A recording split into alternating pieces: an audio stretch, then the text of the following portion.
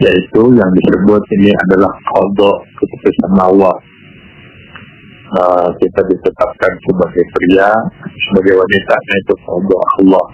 Kita ditetapkan lahir hari anu, itu qada ketetapan Allah. Kita lahir, adalah manusia lahir dalam keadaan umpamanya cacat, atau itu adalah qada Allah. Kita lahir di Jawa Barat atau di Jawa Tengah, itu qada Allah. Tapi ada yang disebut qadar, takdir, yaitu Allah menyatakan wa khalaqa kulla syai'in wa qaddarahu taqdira. Allah menciptakan segala sesuatu dan Allah menciptakan hukum-hukum yang berlaku bagi sesuatu itu. Oleh karena itulah Allah membuat aturan hukum-hukum untuk menentukan nasib manusia sesuai dengan hukum Allah itu. Mungkin contohnya kalau kita loncat dari menara, ya sudah bisa pasti kita pasti jatuh ke bawah, dan mungkin jatuh ke atas, itu sudah pasti. Jadi kalau kita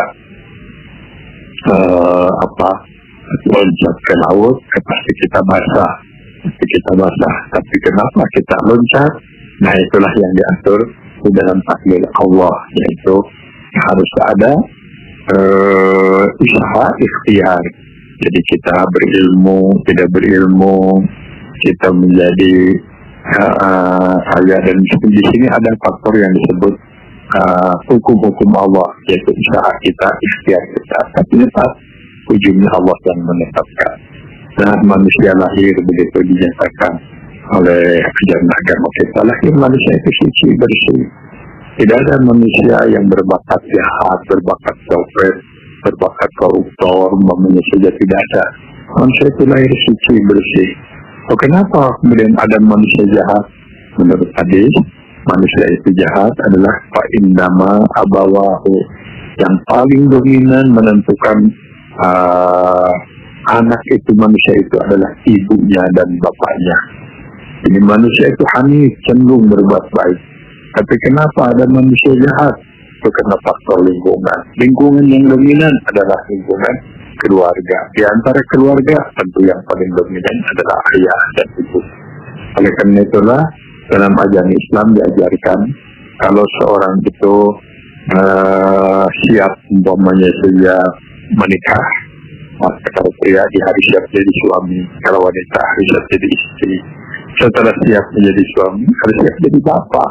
Kalau nanti putra, setelah dia di bapak atau jadi ibu, harus siap menjadi guru bagi anak-anak. Setelah siap menjadi guru, harus siap menjadi teladan, ya, teladan bagi anak-anak. Begitu agama mengajarkan. Jadi kalau anak kita nakal, maka renungan atau introspeksi pertama adalah menilai diri, apa salah saya.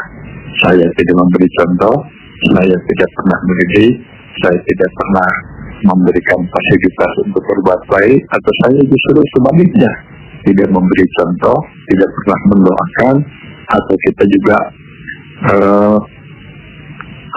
tidak ada perhatian dan lain-lain. Kemudian manusia tadi akhir suci, bebas dari dosa, kemudian karena pengaruh ayah, ibu dan lingkungan, anak itu jadi baik, jadi tidak baik.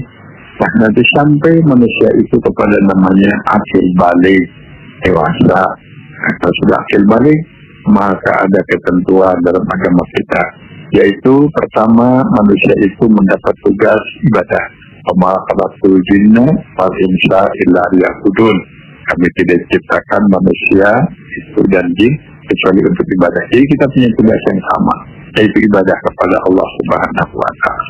Yang kedua, kita ini diberi peran oleh Allah Subhanahu wa Ta'ala, namanya khalifah, untuk menerjemahkan kehendak Allah. Khalifah itu mewakili Allah, memakmurkan alam ini, merawat alam ini, untuk berbuat sesuatu kebaikan. Khalifah.